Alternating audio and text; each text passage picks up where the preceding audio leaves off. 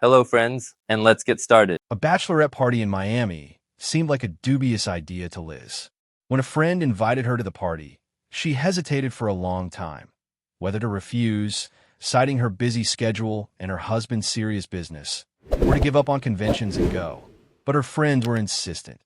You deserve a vacation, Liz. When was the last time you were truly happy and carefree? The question hung in the air. Liz suddenly realized that she really hadn't felt lighthearted in a long time. Her life in Washington had always been structured around her husband, Senator Mark Harrington, his career, his schedule, and the ever-pulsating election campaigns. A step to the left, a step to the right, and everything was immediately publicized. No wonder it was rare to relax and feel like a simple woman rather than the wife of a famous politician. Liz squinted, trying to get a better look at him through the shimmering neon. At that moment, the man turned his head and his gaze crossed hers. Deep eyes in which she recognized not only the color, but also the characteristic squint. Her heart suddenly jumped. James Randall. She remembered him well from their school days. They'd been classmates once, and he'd been considered a bright and ambitious guy at the university who was bound to break through to the top. In those years, he had been a journalist, writing for the student newspaper, reporting on student protests and university reforms. Liz recalled how they once had a brief but tumultuous affair. No one particularly knew about their relationship, because it ended as quickly as it began. But there was a surge of feeling, that passion of youth that burns too quickly.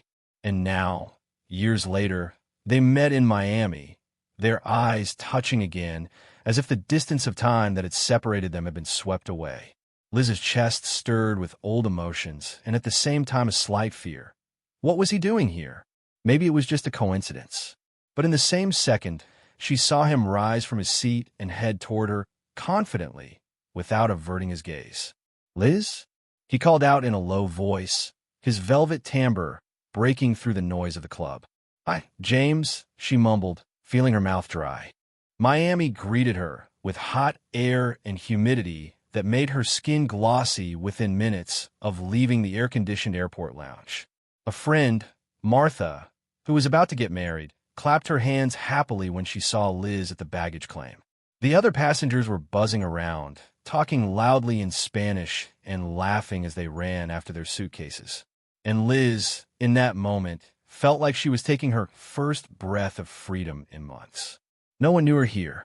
She wasn't Mrs. Harrington, just Liz, a friend of the bride who had come to hang out at the bachelorette party. Though she couldn't help thinking about her responsibilities, about the fact that Mark might call at any minute, that he had some important project that required her presence at the fundraiser. She made the decision to breathe and live these few days not according to a schedule, but as her heart told her to. The hotel, where the noisy group of women were staying, was located right on the ocean.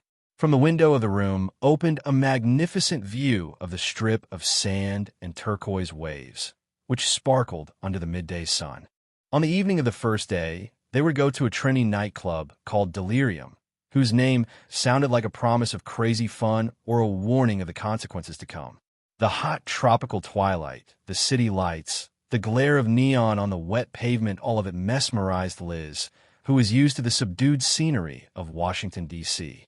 As soon as their company entered the club, Liz felt the thump of music vibrating everywhere. The dance floor seemed to pulsate, illuminated by shimmering lights. "Come on, Martha, make a toast," shouted one of her friends through the rhythmic hum of the music. "Girls," Martha's voice rang with joy and pre-wedding euphoria. "May this night be remembered as the best night of our lives." She tried to smile, but it came out awkwardly. In fact, everything inside was pounding frantically, as if no time had passed.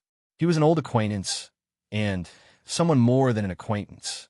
Images of their fun conversations until late at night on the university campus, their occasional kisses in the rain, the frantic pace of being a student. "I never thought I'd meet you here. I never would have believed it." James pushed a strand of dark hair back from his forehead and smiled slightly. "I didn't expect to be in Miami," Liz admitted, no longer surprised by his candor. "I guess the club's rumble and the general background of relaxation had encouraged a confident tone." She cast a quick glance at his left hand to see if there was a ring there, but there was no ring. It wasn't Liz's habit to immediately check marital status, but there was a curious spark sitting somewhere inside. She realized that in real life, she was the wife of a famous politician, and any mistake could cost her reputation. But something in her asked to stay in this conversation, if only for a few minutes. And she listened to him. He asked about her life, briefly, almost in between, trying to outshout the music. "You and your husband are still in Washington, aren't you?" he asked. "Yes, Mark's a senator, and he's in the hot seat." "Well, he's always hot." Liz grinned sadly. "I've heard some things about him," James said briefly, and there was a strange shadow in his gaze, as if he knew something special about Mark. Liz hadn't thought it was just jealousy or resentment over past feelings. They drank champagne, then more cocktails. Liz, trying not to drink too much, felt a pleasant lightness spread through her body. Here she didn't have to think about how she looked in the eyes of the voters, or whether she was embarrassed by the behavior of her husband's secretaries and assistants. She was simply unrecognizable. She could be herself. After an hour, her friends disappeared into the hustle and bustle. Some of them danced in the center of the room. Some of them talked to new acquaintances. Liz stayed at the bar to catch her breath.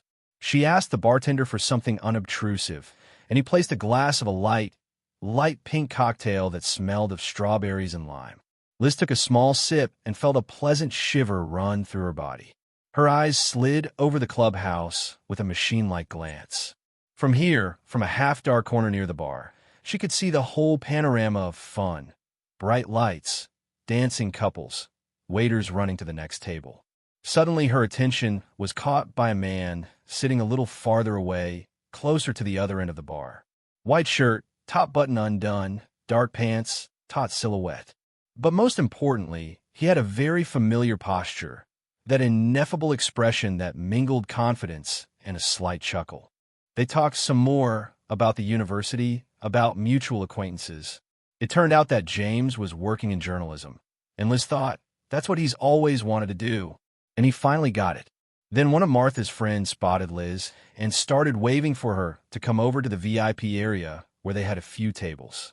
Liz made a "I'll be right there" gesture and reluctantly turned to James. "I should probably go to my friends. They're the main characters tonight." "Sure," he nodded, leaning forward a little, as if he wanted to say something else. "Maybe I'll see you again?" She wanted to reply with a formal phrase like, "Sure, I'll see you around. It's a small world," but the words stuck. Another wave of music rumbled around them. The lights in the club flickered, and Liz felt like she couldn't let their conversation go. "Yeah, maybe," she said, trying to sound more confident than she felt. "I'd be happy to chat in a quieter setting." Her insides burned with a sense of something hidden and dangerous, like she was treading on thin ice. That evening they crossed paths once more. It was well past midnight when some of the friends, including Martha, were tired and decided to go back to the hotel. Liz stayed at the club, justifying to herself that she had to wait for one of her friends, who had disappeared. But deep down, she knew she was looking for James in the darkness of the dance floor. She found him at the second bar, closer to the dance floor than the exit. He was taking a sip of some kind of drink, turning toward the dancing girls and watching them curiously. But when Liz approached, he immediately focused all his attention on her. "I'm glad you stayed." A simple gesture. He leaned slightly toward her so she could hear his words. "Me too," she admitted, feeling another wave of music explode in her chest. Liz's mind flashed back to a scene from her earlier life. Them in the university cafe, discussing the articles James was writing, and him leaning into her as if catching her breath. And then, too, she felt an electricity between them that pulled her irresistibly. Now, after all these years, everything seemed more dangerous, more risky. After all, she was a politician's wife, and who was he now? Just a journalist? A happy, lonely man? Or they exchanged phrases in low voices, trying to block out the rumble of the music. The drinks were flowing, and Liz, who usually limited herself to a glass of wine, suddenly realized that it wasn't the first time she'd had a sip of the shots they brought. With each sip, the world became brighter, and the inhibitions became less rigid. "How are you doing in Washington?" he asked. "Boring," she said, surprised at her own admission. All those diplomatic receptions, the charity auctions, the endless interviews. I have to be there for my husband, supporting him, smiling, but she didn't finish, but James seemed to understand. His eyes darkened, and he put his hand on her wrist, as if he wanted to ease the tension. "You used to be a desperate girl, Liz," he said, leaning closer to keep from yelling. "I remember how you used to take every adventure, write poetry, and do things no one expected you to do." She smiled involuntarily, remembering her old self. Yes, she had once been exactly like that, sincere, fiery, passionate. And all that had dissolved in a few years under the boot of political life, disguised by a polite smile and perfect makeup. "Maybe I've just grown up," Liz replied quietly. "Or maybe you're just hiding," he countered. Inside, everything turned upside down. Yes, that was exactly how she felt, hiding behind the facade of good senator's wife all her life. And as soon as she recognized it inside her, she felt a strange, slight resentment toward herself, toward Mark, and toward the world around her. She asked the bartender to repeat the shot, and when he set the tiny shot glass of clear liquid in front of her, she drank it in one gulp, feeling no burning, only hot determination. "Let's dance," she suggested to James, surprised at her own boldness. The dance floor welcomed them with a sultry wave. The thick rhythm of the music made their pulses quicken, and the laser beams running across the floor and walls heightened the sensations. Liz wrapped her arms around James' neck, and he pulled her around his waist. In that moment, it was as if everything around them dissolved. It didn't matter that in a few days she'd have to go back to Washington and pretend nothing had happened. It didn't matter what her husband or his counselors might think of her. Right this second, Liz wanted to forget about it. She wanted to be herself, wanted to feel that frenzied rhythm and the closeness of the man who had once meant so much to her. They danced, merging into a single stream of movement. Their bodies touched, and every time their gazes met, sparks of memories flashed inside Liz. Old conversations, kisses, confessions. The music grew louder and louder. Time flew by, and it was as if she were in the center of a living volcano of passion. At one point, James leaned toward her and whispered in her ear, "It's too noisy in here. Why don't we find somewhere quieter?" Liz realized that he was calling her to continue this sudden chemistry between them, and she was scared. Scared because she realized that this wasn't just a student flirtation anymore, but something much more dangerous. She's a senator's wife, and he's a free hunter who wouldn't mind leaving town and forgetting the consequences. But something inside her resisted saying no. "And what hotel are you in?" She exhaled. He called out the name, and it turned out to be literally a few blocks from her own hotel. Fate is playing us, Liz thought with a slight chuckle. She imagined for a second how she'd say no, go home, and listen to the sound of the ocean in the morning with a sense of slight disappointment. But no, the drink, the music, the memory of past tenderness all subdued her will. They walked out of the club under the frown of the bouncer, who might have suspected something or just gotten tired of watching the noisy guests. It was hot outside, but different. The humid air of a tropical night, mixed with the smoke from the exhaust pipes and the smell of street food. "Let's walk," James said, taking her hand. "It's not far." Liz felt the touch of his palm and didn't take her hand away. A keen sense of danger and pleasure boiled inside her, shame and delight at the same time. She realized she was crossing a line, but she couldn't stop. When they reached James's hotel, got into the elevator, and rode up, Liz felt her heart drumming somewhere in her throat. There was no one else in the elevator but them, and at one point she looked up at his face, met his eyes, and suddenly reached out and stroked his cheek. Immediately she felt him intercept her hand and bring it to his lips. She closed her eyes, and the elevator stopped softly on the right floor. The doors opened, and they stepped out into a hallway where quiet lamps burned. The sound of their footsteps was muffled by the carpeting. James pulled out a key card, unlocked the room door, and Liz entered without saying a word. The moment the door slammed shut was a starting point from which there was no going back. It was dusk inside, only the faint light of street lamps shining through the curtains. Liz heard James hanging his jacket on the back of a chair behind her back. Everything was happening so swiftly and yet so leisurely, as if they were living someone else's life. In fact, they both knew what they were doing, but they didn't dare stop. She took a step toward the window, looking out at the night city, the lights of the skyscrapers, and felt him come up behind her and put his arm around her shoulders. The warmth of his body made her shiver. Past and present merged, the shadows of the mind saying, "We're doing the wrong thing," but body and heart screaming, "We've wanted this for so long." They kissed, and it was no longer a tentative touch. It was a kiss that had accumulated years of longing and tension, of hidden passion and inhibitions. It was a whirlwind, sweeping everything out of the way, the burden of family obligations and the inner fear of tomorrow. Liz felt free for the first time in a long time, and even if it was just for one night. The words turned to intermittent breathing. The touches grew bolder and bolder. Liz no longer doubted that the desire that had long slumbered within her was now bursting forth. And though deep down she knew there would be a price to pay for it, she put aside guilt and fear of repercussions for the moment. She wanted to feel like her old self, and at the same time rediscover the part of herself that had been buried under the weight of a political marriage. They spent the night together, a night of dangerous intimacy and sensual rebirth. At dawn, Liz awoke to a faint noise outside the window. The first rays of sunlight seeped through the ajar curtain, painting the room with a muted orange light. She stretched, the warm sensation of a night's closeness still lodged in her body. But next to it, shame flared. She immediately remembered where she was and what had happened yesterday. Turning on her side, Liz saw James lying next to her. He was asleep, his breathing even, his dark hair falling haphazardly over his forehead. He looked the same as he had when he was a student, as if life hadn't touched him with a heavy hand. But it was an illusion.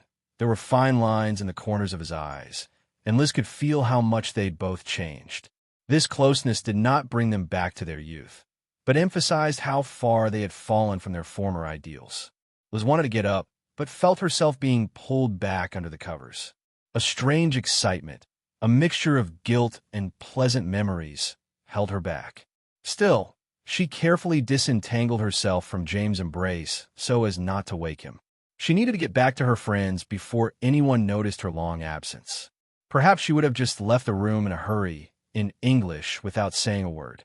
However, on the table by the window was James' laptop. The screen was half-darkened, but not completely closed. Apparently he'd fallen asleep before finishing his work. Liz glanced up, her gaze immediately catching the familiar face on the screen.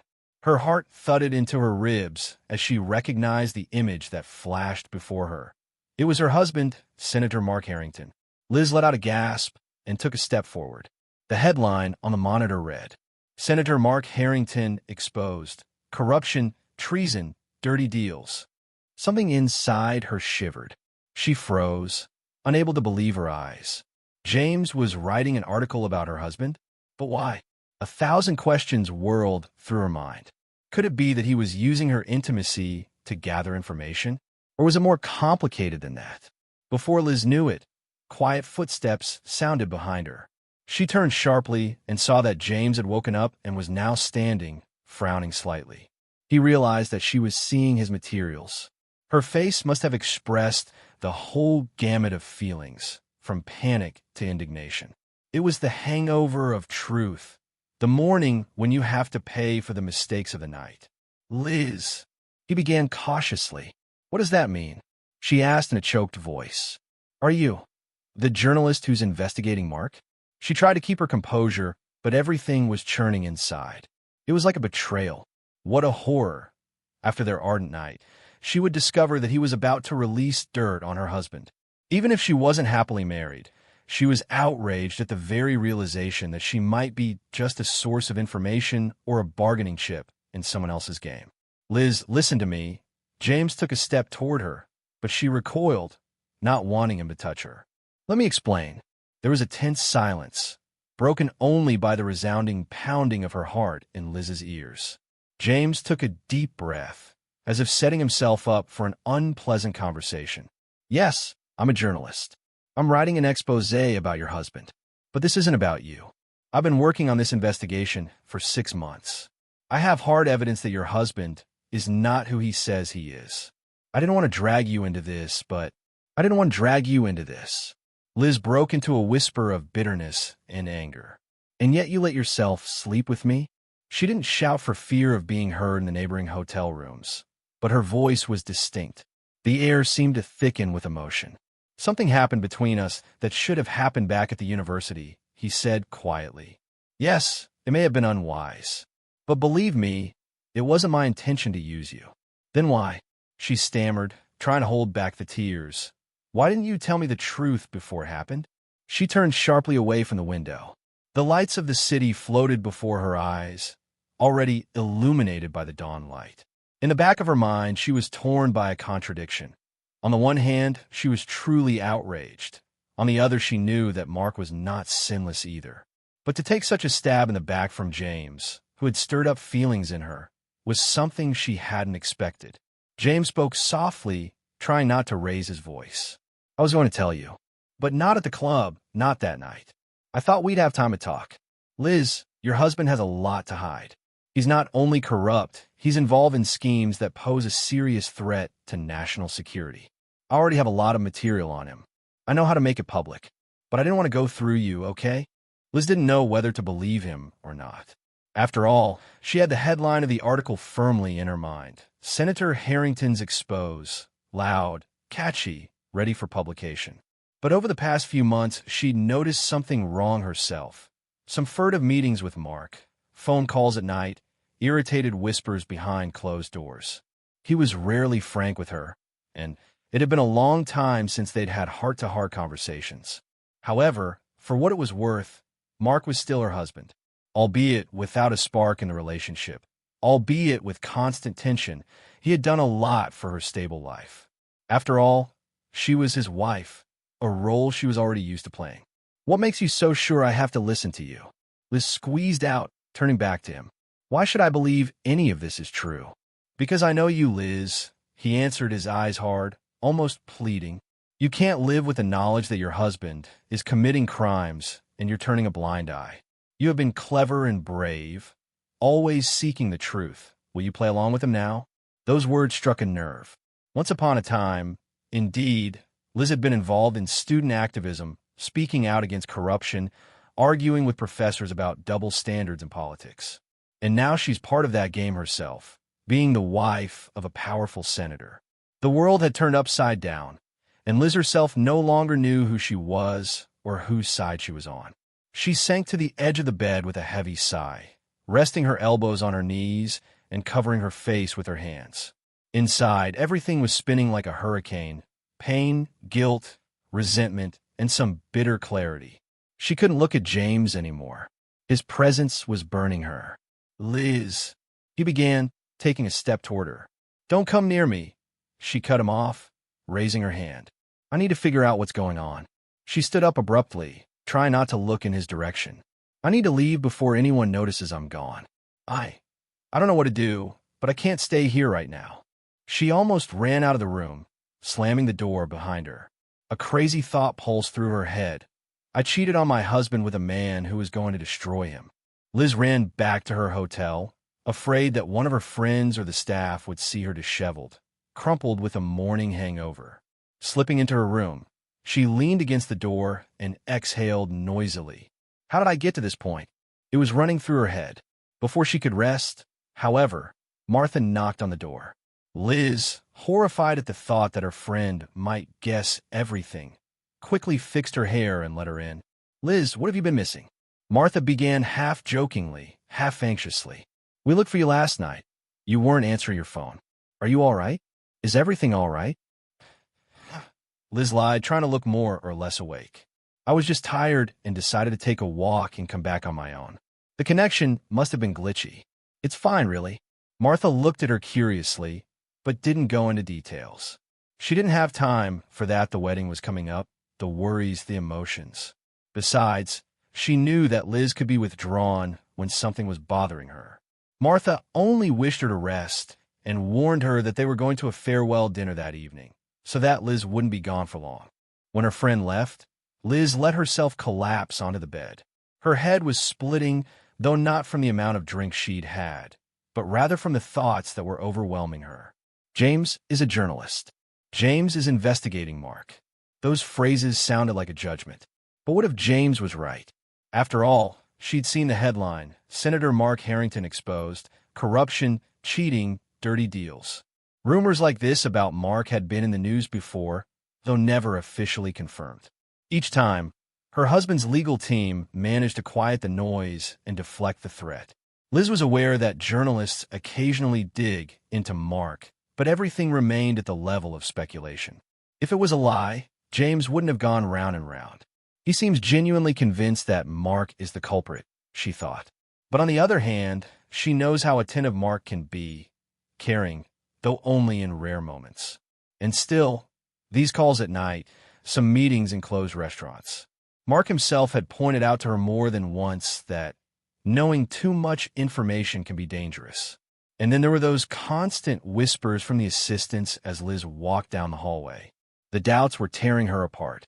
Throughout the day, she tried to go online now and then to see if there were any new articles, any mention of an investigation James might be leading. But did she have the right? On the one hand, she was a wife. She should be on her husband's side. On the other, as someone who couldn't tolerate injustice, she wanted to know the truth. After all, she talked herself into it. I don't have to help James if I don't want to. But neither can I close my eyes if I find out that my husband is really a criminal. It remained to be decided who to believe. Liz remembered how Mark had once literally charmed her with his charm when he was taking his first steps into politics. He had promised her then that together they would change the world for the better. She was young, romantic, and Mark seemed like a driven idealist. But as time went on, his ideals faded and his lust for power seemed to take over. Liz spent the next day depressed. Her friends were having fun, sunbathing, sightseeing. She pretended to participate as an equal. In fact, her head was buzzing with thoughts of betrayal, and betrayal from all sides. She'd cheated on her husband. Her husband might have cheated on her, not only in her personal life, but in her moral life as well. And James what? He wanted to expose Mark. But how could Liz help? Or did he only want to use her? By late afternoon, she felt she could no longer be in uncertainty. She began searching her phone for any mention in the media of Mark's investigations. And she found something, a couple of articles in small online publications that claimed that someone was going to uncover a scheme of corruption in the upper echelons of power related to campaign financing. Mark Harrington was on the list of suspects. But no details, all at the insider level. These excerpts confirmed her hunch. If James was really preparing a big story, he probably had serious information. After all, when working on such a high-profile story, a journalist will be looking for a solid evidence base. Liz shuddered at the thought of exactly what role she might play in all this. She remembered how often she had been alone in her own home, shut out of Mark's business, but had caught glimpses of strange documents. She'd been careful to stay out of what she called none of her business. Perhaps James was now counting on her to help shed some light on those moments. Finally, a thought formed in her mind. I need to go back to Washington and talk to Mark directly, see what he has to say. She might not tell him about James, but she needed to understand the truth. That was how the decision to leave Miami earlier than planned came about. Late that night, when Liz finally decided to call Mark to inform him of her decision to return early, she felt an inexplicable excitement. The phone rang several times before his voice came through. "Hi, honey," he said, and although he spoke softly, Liz could hear the tension. "How's the bachelorette party going? Is it going well?" "Yes," Liz said, choosing her words. "But I thought I should get back early. There's some stuff getting up, and I'm tired." "What's wrong?" he asked, and there was a real interest in his voice that she hadn't heard in a long time. "Why such a rush?" I'm done with the noise and the parties," she lied. "I feel like I need to go home, get some peace and quiet." She heard him exhale. It sounded like he wanted to say something else, but held back. Then his voice became a little more official again. "Okay, I'll send a car for you to the airport. Just tell me when the flight leaves." "No need," she said hastily. "I'll take a cab. It's okay, really. I'll write down the time of the flight."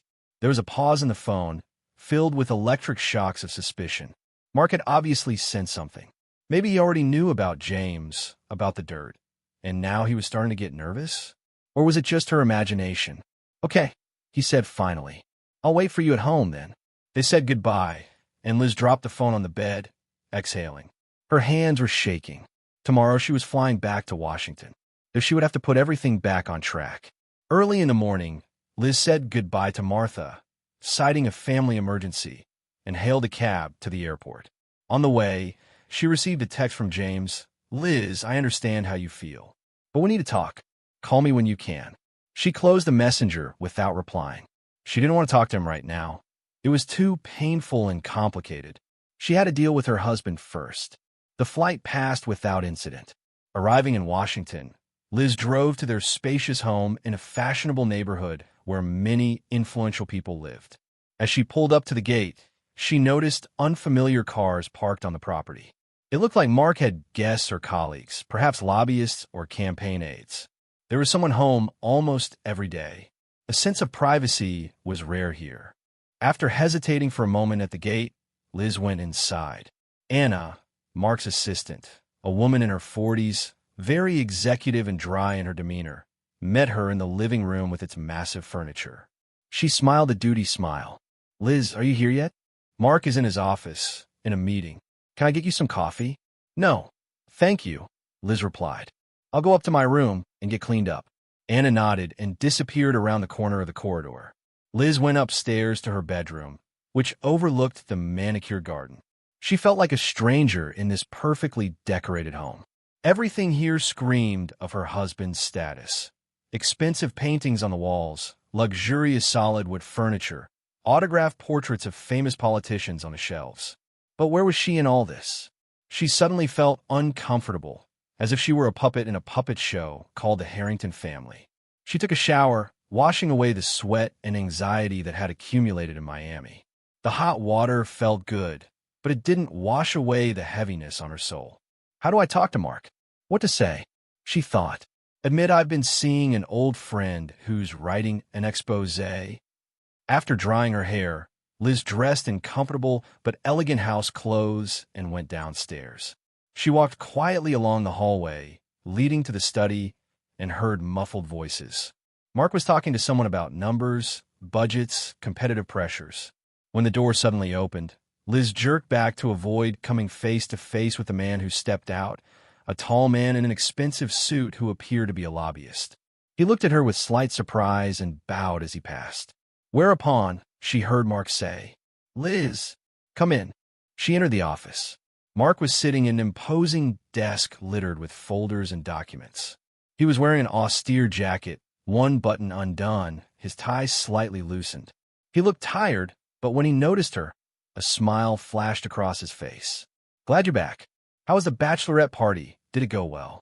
Yeah, I won't go into details, she said, trying to sound even. How was yours? He shrugged his shoulders. The usual, lots of things to do. But, my life is a lot of work. Sit down. He gestured to the chair across from her. Liz sat down with her fingers interlocked in her lap, and suddenly realized she didn't know where to begin. She wondered if he knew about James. But Mark was the first to speak himself. You look tired. Did something happen? Or did you just dance all night? She saw him smile weakly, as if he wanted to lighten the mood. Her insides clenched. Well, yes, overdanced, she thought bitterly. And more than that. But she wasn't going to voice it. Mark, Liz began quietly. I wanted to talk to you. Seriously. He leaned back in his chair. I'm listening. Suddenly, she realized she couldn't say directly, I know about your corrupt connections. Admit it. Without proof, he would still deny it. And if she mentioned James, it could ruin her. I've heard rumors in the press about a possible investigation into you, she said cautiously. There's talk that some of the journalists are going to run a big story. Oh, that's what you mean? Mark frowned, but his voice remained calm. Yes, I'm aware that such rumors come up from time to time. It's my enemies, my political rivals. They found another truth-teller who will use his competitor's money to smear me with dirt. I do not pay much attention to it. I have everything under control. He said it dryly and confidently, like a waiter swatting away non-existent flies. Liz stared at him, trying to see a shadow of doubt or fear in his eyes. But no, Mark looked completely unfazed. He even smiled a little softer. Honey, this is politics. I know you hate to be attacked, but these are realities. My lawyers and I calculated all this a long time ago. Me and the lawyers. Those words cut her off from his world. She was not part of the solution. She was just a wife, obliged not to ask unnecessary questions. But, she objected weakly, what if there is real information? You do realize that sooner or later everything could come out. Nothing will come out, believe me. Mark interrupted her. I know what I'm doing. And another thing, I wouldn't want you to get involved. Anything you do or say could be misinterpreted and used against me. It's better for both of us that you stay out of it. For you to stay out of it. It repeated in her head with a cold echo. She lowered her eyes. Okay, so it's clear. He wants her to continue to act as a showcase, to not ask questions. Maybe he really is guilty, since he's so afraid she'll get involved and confused. Doubts were turning into muffled resentment. I see, was all Liz said as she stood up. I'm going to get some rest, I guess. I'm tired from the flight. Sure, he agreed, visibly relieved. By the way, we're having a dinner party in 2 days in honor of our new sponsors. I hope you don't mind wearing that elegant black dress of yours. They'll love the look, he added, as casually as if it were a matter of choosing napkins for the table. Liz nodded silently and left the office. Inside her, she was seething. I'm part of the furniture he flaunts in front of his sponsors. He doesn't need me anymore. That resentment made her heart clench, and the more she thought about it, the more real James' option of exposing himself seemed. Could it really be necessary? The next day came, overcast and chilly. Liz woke up alone. Mark had left for another meeting. She went to the window and watched the wind ruffling the trees in the garden. It was perfectly tidy. The paths were stone and the flower beds were well tended, but the weather seemed gloomy and it made the mood oppressive. Liz's phone beeped, announcing a new message. She glanced at the screen. Liz, we can't leave it like this. I need to talk to you. Jay. It took her a few seconds to realize that Jay was James. So he'd made it to Washington, or maybe he'd always been here, and it didn't look like he was going to back down. At that moment, a realization crept into Liz's head. She was at the crossroads of two roads. One was to stay by her husband's side, turn a blind eye to his possible crimes, forget about James's connections, and continue living in the luxurious but dead house. The other is to help James bring Mark out into the open, ruining his life and possibly his future. And the third way is to somehow get out of it without choosing either side directly. But was that realistic? By noon, she got a call from Mark. Are you home? We can have lunch together. His voice sounded hurried. Yes, I'm home. Okay, she agreed. He arrived an hour later, not alone, but with his assistant, but he left him in the living room. Liz was waiting for him in the kitchen, where she had already put the kettle on. Mark came in, took off his jacket, hung it on a chair, loosened his tie. I'll only be half an hour, no more, then I have a meeting. Liz watched him sit down at the table and silently poured his tea. A standard scene of their married life in recent years. But now she felt she had reached a boiling point. He looked calm, but there was tension in his gaze. Mark, she began, ready to ask him a direct question. I want to talk to you about one more thing. He raised his eyebrows, though he seemed prepared to say something himself. I'm listening. There was a slight defense in his posture, as if he knew the question would be uncomfortable. You're hiding something from me, Liz said, trying to look him straight in the eye. And if you don't tell me the truth now, I don't know how we're going to get on with our lives. Mark set the cup aside, stood up, walked around the kitchen. Liz, I'm not hiding anything you need to know. I may have my own business, but it's political. It's not something you should be getting involved in. She felt a wave of despair flooding over her. So you're confirming that there's something, but your wife, shouldn't know about it? He turned around with irritation. Geez, Liz, we're playing a high-stakes political game. There's always intrigue. There's always some kind of deal going on. If I keep you in the loop on everything, you won't be able to bear the weight of it. His words sounded both like an excuse and an order to stay away. Liz gritted her teeth. She suddenly remembered how she had once believed that they would have a partnership, that they would change the world together. But now she realized that she was just a symbol, a pretty picture next to her husband. A hurricane is raging around her, corruption, blackmail, and she mustn't know anything. Suddenly, Mark's phone rang. He glanced at the screen, frowned, and walked out without a word, apparently to answer an important call. Liz was left standing at the table in utter despair.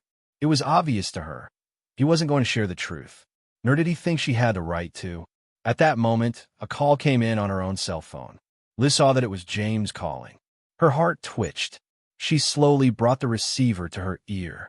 "Yes," she said quietly. He didn't beat around the bush. "Hi, I know you're back. We need to get together. I'm almost finished and ready to release the article. But I want to talk to you first." She was silent, listening to that husky, familiar voice that made her clench inside. "James," she began with a tremor in her voice, "it's too dangerous. If Mark finds out—" "Liz," he interrupted more gently, "I don't want to drag you in any deeper than necessary. But there are things you need to know. You need to understand who you're living with." My heart thumped deafeningly. "Okay, when?" They arranged to meet that evening at a small cafe on the outskirts of town to avoid prying eyes. Liz realized she was taking a risk, but otherwise she would just keep living a lie she could no longer stomach. When she returned to her room, Mark was no longer in the house. She was relieved for a moment. No need to make up excuses as to why she would leave tonight. Just say she had business to run or a friend to visit. He probably wouldn't even notice. Evening came, and Liz drove to the cafe James had indicated. The place was sparsely populated in one of the alleys. The interior was modest, a few tables, a bar counter, soft light from the lamps. She sat down at the far table, and soon James appeared. He looked tired, but smiled slightly when he saw her. His gaze was intense, and his movements wary, as if he feared spies around every corner. Perhaps he was. "Hi," he said quietly, sitting down across from her. "Thanks for coming." Liz remained silent, staring at him. The same eyes that had been watching her that night in Miami were now glowing with anxiety and determination. "Tell me," she finally said, "what did you find out?" James took a deep breath, leaning closer. "The information I have proves that Mark is connected to a gray funding scheme through offshore. Some of the money comes from dubious entities, possibly connected to crime. In exchange, he lobbies their interests in the Senate, shoving the necessary amendments into laws. But that's half the battle." He paused, allowing her to digest what she had heard. Liz felt the blood rush from her face and her hands trembling in her lap. What's more dangerous is that some of these structures may be under the influence of foreign agents. If my information proves true, it would threaten Mark with treason charges. But above all, it's a huge political scandal. "Do you," Liz whispered, "do you have proof?" "Yes," James nodded quietly. "I still have some tweaking to do, but when you put it all together, it's a bomb that could tear apart the political elite." Liz closed her eyes, barely suppressing the urge to scream in terror. This wasn't just corruption. It was far more serious than that. That's why he always said stay out of it. He understood how dangerous it was, and he didn't want me to turn my back on him or find out the truth. "And what do you want from me?" she asked in a muffled voice. James clenched his fists. "I don't want you under attack. If the article comes out, all your family assets and accounts could be frozen, and you could be dragged in for questioning. There's a chance that Mark might want to frame you himself to deflect blame." She sat with her fingers interlocked. Was her husband really capable of such a thing? She remembered his cold certainty and thought that he probably was. "Help me," James said, choosing his words.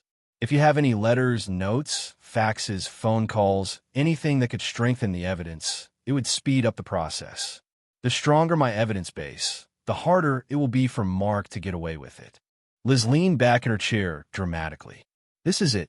He's asking her to help destroy Mark's career, to actually become complicit in the exposé. Her heart was pounding. She felt like she had an abyss in front of her. After all, she still loves Mark in some ways, or once did. And also, she herself might collapse with him. "I can't," she whispered, looking down at the table. "I can't betray my husband. It's not a choice I'm capable of making."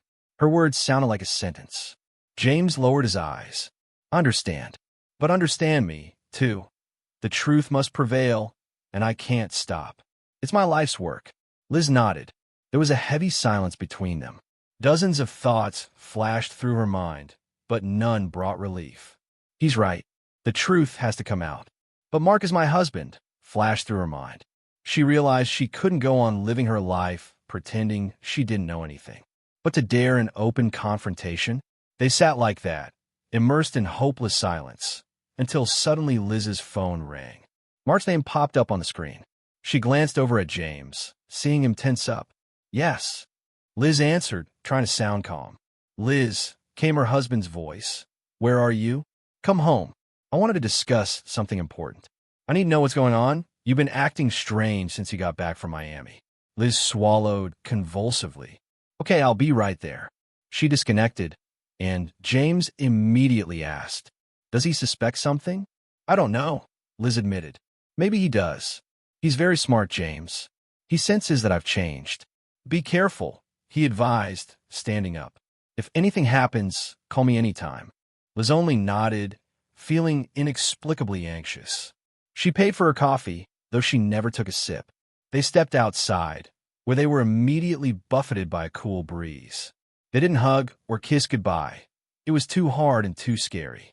Each of them realized that someone's fate, maybe even more than one, depended on their future decisions. Evening found Liz already at home. Mark was sitting in his office, piled with documents. When she entered, he immediately looked up at her.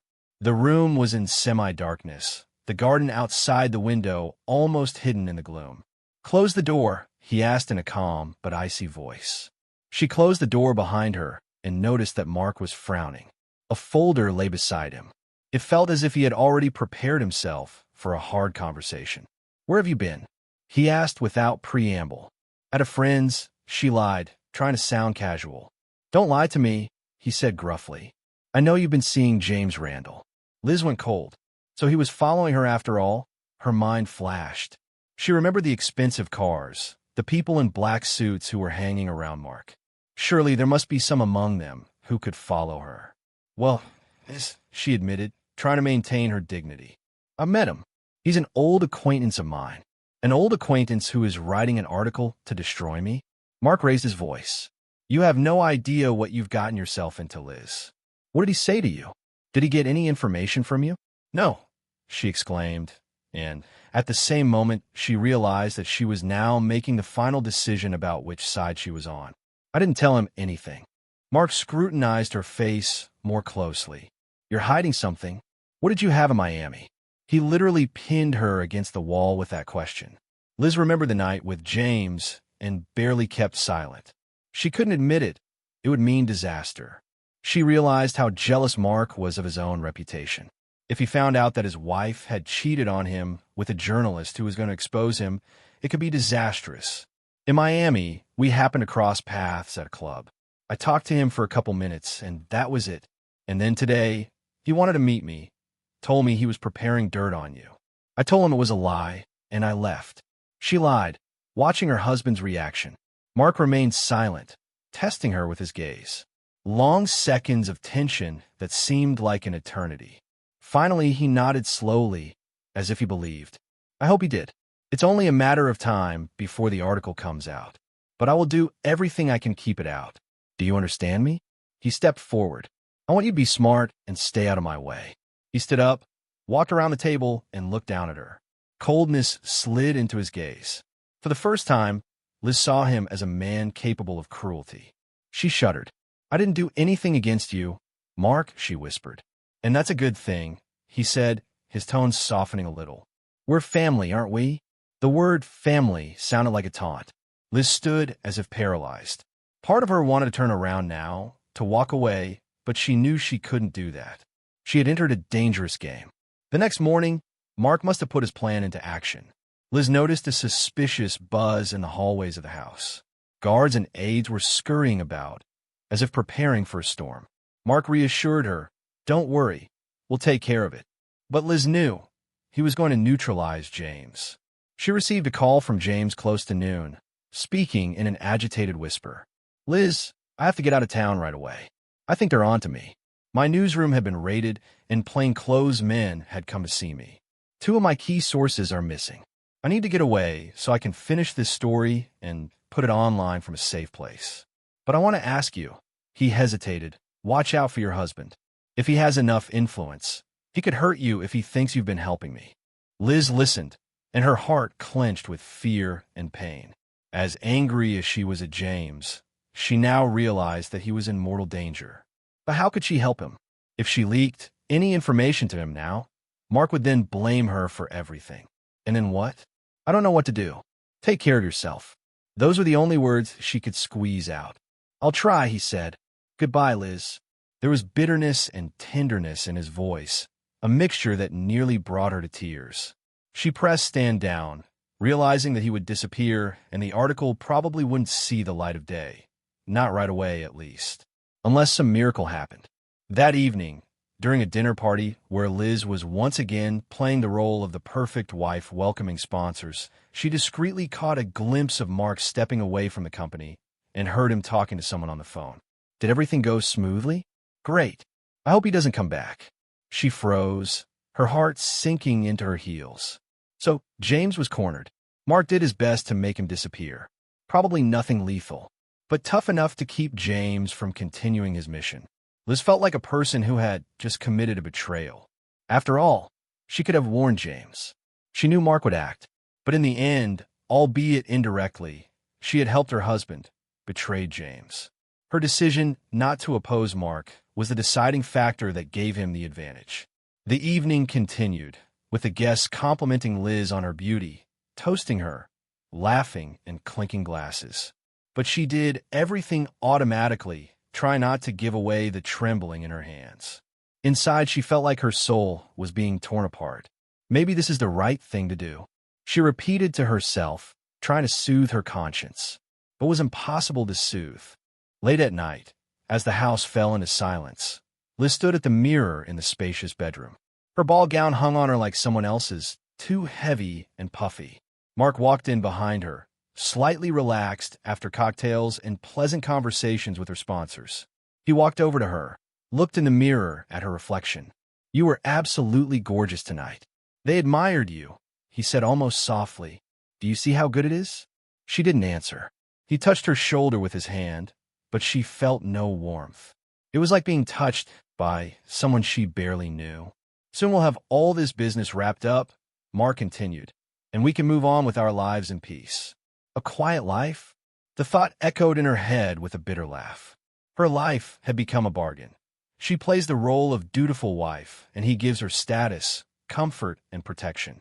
The night in Miami, she had felt alive, and now she was back in a cage. "Is there something you want to say?" he asked, catching her silent detachment. Liz looked up at his reflection. Before her was the man she had once loved, but who now terrified her with his ruthless grip. A man capable of destroying others for his own power. "No," she answered quietly. "Nothing." Mark nodded, as if expecting this reaction, and walked out of the bedroom, leaving her alone. Liz stared at her reflection for a few more minutes, wondering what she had become. She had betrayed James, had not prevented the trap Mark had set. Perhaps the article would never come out, and James would disappear from her life.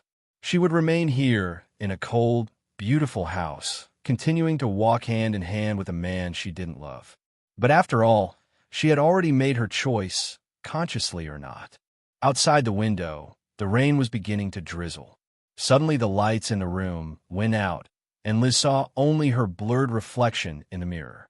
"Now I'm in the dark," she thought to herself. And yes, perhaps that was the most accurate metaphor. She had chosen well-being and safety with Mark, but she had lost herself. A few days passed. No one talked about the high-profile investigation that promised to shake the political world. Only scattered media reports surfaced, and then everything went quiet. Perhaps Mark had managed to put pressure on the major newspapers, or maybe the editorial boards simply hadn't gotten enough evidence. Liz didn't know the details. All she saw was Mark returning to his work, satisfied that the danger was over. James Randall had disappeared from the news field. No one knew where he was, and Liz was afraid to even try to find out. It seemed to her that all her attempts to find out could only lead to another round of blackmail from Mark. Some nights, Liz would wake up in a cold sweat, remembering James' touch and realizing that there was no room for such passion and honesty in her life now. She had betrayed him by choosing a convenient, albeit false, marriage. But what did she get in return? At yet another social gathering, where Liz was once again standing next to her husband, giving out gracious smiles, one of the guests complimented her. "You always look so beautiful, Mrs. Harrington. You and your husband make the perfect couple." Liz smiled, bowing her head. She knew that all their perfectness was just a carefully planned facade. Underneath that mask, there was no more love, no more trust, no more sincerity. Liz herself had become a hostage to a deal, albeit a shiny one on the outside. She caught herself thinking she envied those people who knew how to put truth before personal comfort.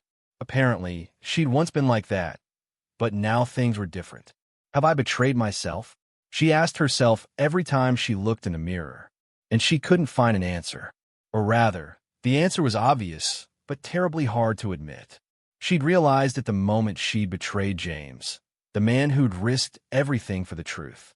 She realized that from now on her life would consist of lies and endless publicity. Yes, she remained a politician's wife. But what cost? Outside the window of that very room, the stars were lighting up in the evening sky of Washington, D.C. Liz looked out at the lights of the city and felt only emptiness ripening inside. There was no easy way out of this. And would she ever get out of this circle? And yet she kept smiling, just as Mark had taught her, who had once promised her a different, better life. Perhaps there was only one thing left for her to do now: accept it. Or maybe, deep down, she still hoped that someday James would come back and publish the exposé, and then all the masks would fall and she would finally be free. But for now, the ending was as follows. The article never came out, James disappeared, and Liz stayed with Mark and realized that their marriage was just a deal, not true love. And no one knew if she would ever be able to break that golden cage or stay in it until the end. And that's where today's story ends. Thank you for watching to the end.